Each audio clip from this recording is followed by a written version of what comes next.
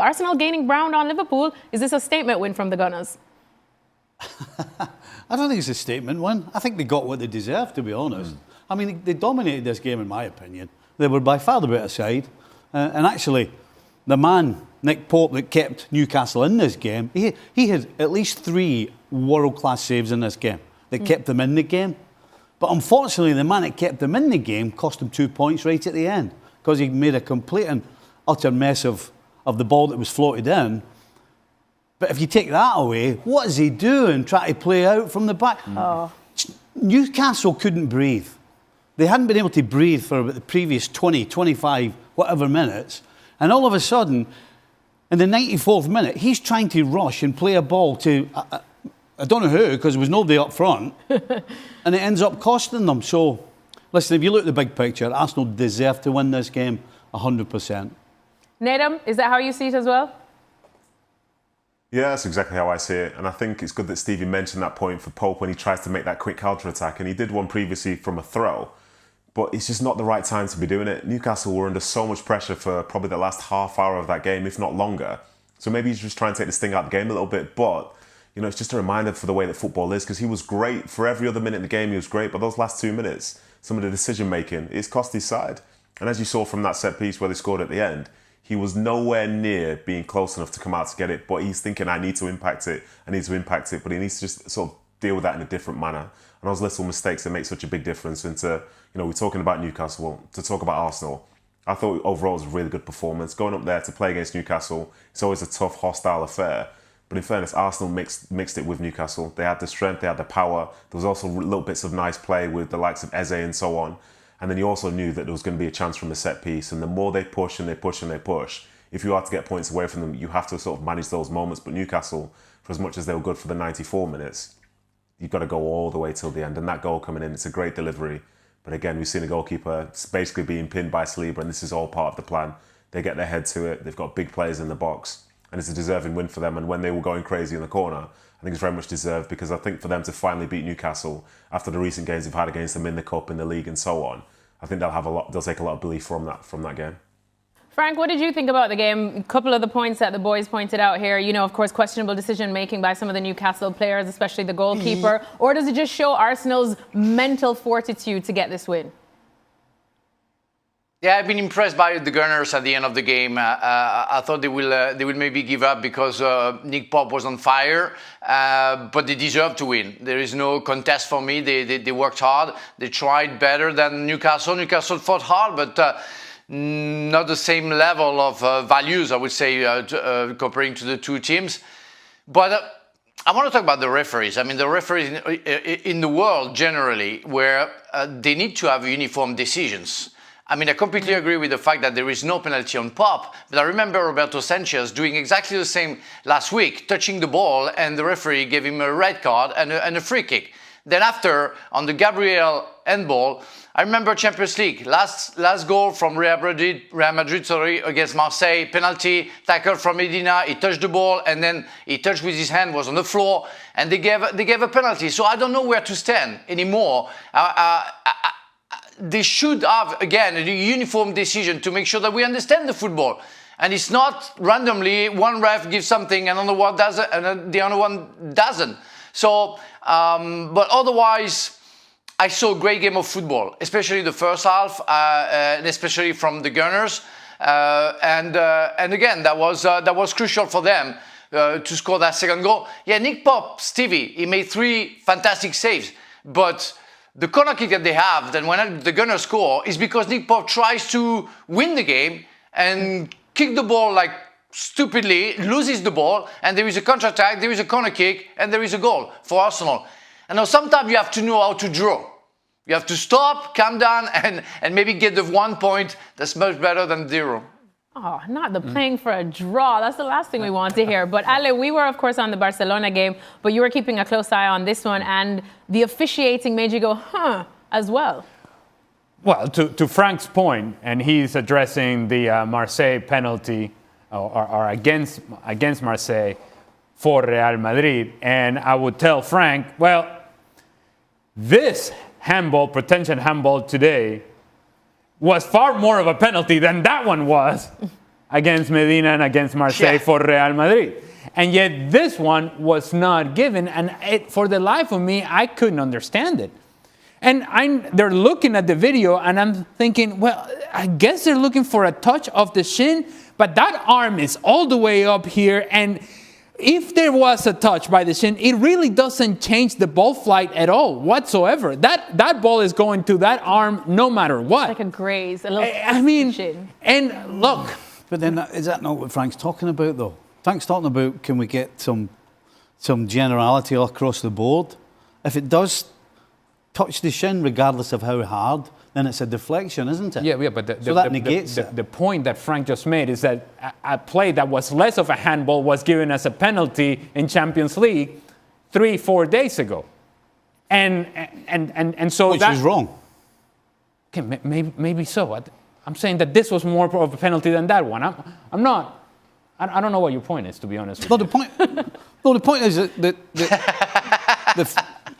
I thought you said that there was no touch. You didn't think there was a touch. If there was a touch, it was the slightest of touches. And that's my point. It doesn't matter if it's the slightest of touches. Across the board, if it's a ricochet and it hits your hand, regardless of where your hand is, then it shouldn't be a penalty. Yeah, but I think you... Go ahead, Frank. Yeah, sorry. I think you are agreeing. In fact, I think the referee didn't give the penalty because supposedly Gabriel touched the ball with his shin. Whatever. The inconsistency of their decision is demergeable for the football, where again Medina tackles, it barely touches the ball with his hand, was already on the floor, so it doesn't affect anything in the game. Comparing to, and I agree with Ali, Gabriel lifting his hand is being touched, and we don't care if he's being touched by his part of his body before, but they have to clear it up, to explain to us what's going on, because we don't get it. Even in the studio right now, we're not able to explain what kind of decision we have seen from referees. So it's getting insane in a way that it's too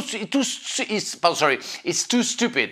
Yeah, the other thing I would say is, while I think the result ends up being fair in regards to Arsenal deserving to win against Newcastle, what's unfair, because see, football can be fair and unfair at the same time. It's unfair that Gabriel ends up scoring the game-winning goal, where you can argue that perhaps he should not have been on the field because he was upset that Voltemada had scored on him, and right off the kickoff, he went and gave the old sort of forearm kind of fist shove to the face of Voltemada. And nothing happened. There's a lot of finger pointing and nothing happened. But he went straight at Voltemada with the ball being nowhere near in play, or nowhere near them too. So, look, you want to talk about fairness? There's no fairness in this game. Fairness doesn't account for anything. In the end, Gabriel goes home with 3 points, celebrating, scoring a game-winning goal, and Nick Voltemada sitting in the bench going, we just lost again. Siempre a mí. Yeah, siempre a mí. Nadim, let's bring in Nadim, because Nadim's always the coolest head on this panel. I saw you scratching your goatee that you don't have over there, Nadim. Where do you stand in all of this? In regards to the refereeing decision, I think I'm with Frank in the fact that you want the referees to almost educate you in terms of like what we're supposed to see, because for as much as we've played the game, we don't know every sort of line of that rule book as such. But with the handball, I think essentially the issue comes because the referee didn't give it. I reckon if the referee did give the penalty, I don't think they would have said we're going to overturn it. But instead, they're looking for a grace to confirm the referee's decision as such. And it did feel strange in the time because you're sort of thinking, well, was that right? Was that wrong? But to go the other way and to give credit. So for the penalty, the one on Gyökeres, I didn't think it was a penalty, but I only thought that after they confirmed that something was to be looked at. I did not see that touch to start with. And then the moment they said that the touch is there, it changes your perception of it. And I think the way that they describe it in terms of like Pope touched the ball first and the man, all of a sudden I can buy into that a bit more. But it's one of those deciding things where Arsenal fans will be adamant it's a penalty, Newcastle adamant that it's not. But the handball one, I think the one in Marseille Real Madrid probably feels a bit different if my memory serves me right in terms of the referee giving the decision. But on this time, because the referee didn't give it, I think it would have taken a lot for him to go the other way. So it's a bit confusing, but essentially, I think in the end, fairness sort of reigns in some ways. So it's Nadim saying that for him it was a penalty or not? Because there was a lot of coming and going, and I don't know that you took an actual position. What I was talking about process, Ali. I was talking about process because the referee didn't give the penalty. The decision is harder to overturn. Whereas I think if he did, they'd probably say the opposite. So I don't think it's a penalty because technically speaking, it's brushed his leg. But he's very, very lucky in the fact that it has brushed his leg because it's so minute, as you guys say. But if we say that every time it touches his leg, it shouldn't matter, before you know it, there'll be some penalties being given, which again, we'd probably not agree with. So I'm okay with it, technically speaking, according to the law. Oh, boy. Technically speaking, trust the Alexi, process is what I just say, say. So what they need to do then, they all need to get together and make a rule. I mean, how difficult can it be that we just unilaterally go, right, if the ball ricochets off, a part of your body then hits your hand regardless, it's not a penalty.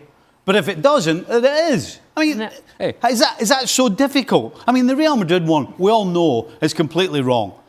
We all know that's completely wrong. But at least let's get to a position where we know exactly what is and what isn't. Stevie, regardless of whether we argue whether we think it's right or wrong. If we say, right, this is what's going to happen if this situation happens, whether you think it's right or whether you think it's wrong, this is how the game's going to be refereed. And then at least we kind of know what is and what isn't, regardless of our own opinion whether it should or shouldn't be. Stevie, football has always been a game of interpretation as well, you know, so it's very hard to be strict and formal. But when you see an action like Gabriel, you cannot deny, and I'm sorry, the coolest guy in the panel today, you know, that I'm sorry, you're wrong, my dear, because it's obvious. And we don't care, and he's been touched by another part of the body. It's absolutely obvious. Why, you didn't see the handball? Yeah, I take an appointment with you for the eye doctor. You didn't see the handball. My whole point is that in the game today, never ever before has there been such confusion about something. No. Never before.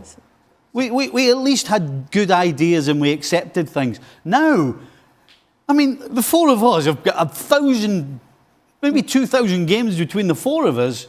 But we all are not quite sure what should and shouldn't be or is or isn't. I mean, that's ridiculous. I would invite all of you to take Nathan's approach to this. Clearly, he's far more relaxed about all of it. Just trust the process. Trust the process. Right. Trust the technicalities. Right. We'll be good. It's fine. Trust the it's process. good. Trust the process. Yeah, but we love you. Nathan, we love you. So don't be offended by what we say. We love you. And you still our favorites. But speaking of Nathan, let me come to you now about what we saw from Arsenal. How impressed by Mikel Arteta's men are you? Yeah, I'm very impressed, to be honest. And I think one of the more impressive parts about it was the fact that there were key players who say weren't playing, like Odegaard, the captain, for example. You know, in years gone by, you've seen Ben White sort of dominate on that right-hand side. I thought Mosquera did well, apart from, you know, giving away the corner that led to the goal. And you can see the sort of opportunities that they have in midfield as well. Martinelli coming off the bench. You've got Marino coming off the bench. You've got like Madueke essentially is coming in a few weeks as well. So that depth is really interesting because I thought previously with Arsenal, the depth that they had was one whereby when one or two players stepped out, you saw a complete change in how they played. They didn't feel as dangerous, didn't feel like the same sort of side. But it seems at the moment, whichever 11 he puts out, you know the job that they're going to do. You know, you're talking about Miles Lewis-Skelly, a youngster coming on who's an England international to replace an Italian international. You've got options at the back, you know, you've got options in midfield, and it can look however it needs to look. Eze, for example, someone starting off his career at Arsenal as well. So I was impressed, and I think going up to Newcastle, and this is like a longer piece as such, but historically Arsenal were known for their soft centre. That doesn't exist anymore. You could argue they're probably one of the strongest, toughest, and almost like at times bully sides in the Premier League. But you add to that the fact that playing against a low block like Newcastle had today, they create some real good opportunities through really nice bits of play because they've also got some fantastic footballers in there as well. So that balance and the opportunities that they have and the players they have available right now, it does give you a positive outlook. And again, I said it before, for them to beat Newcastle, finally, because if you look back at the last 3-4 games, it's been really tough for them. That's a monkey off their back because they've shown that they can do it. And this Newcastle side would have thought that they had Arsenal's number, but today in the end, they absolutely did not.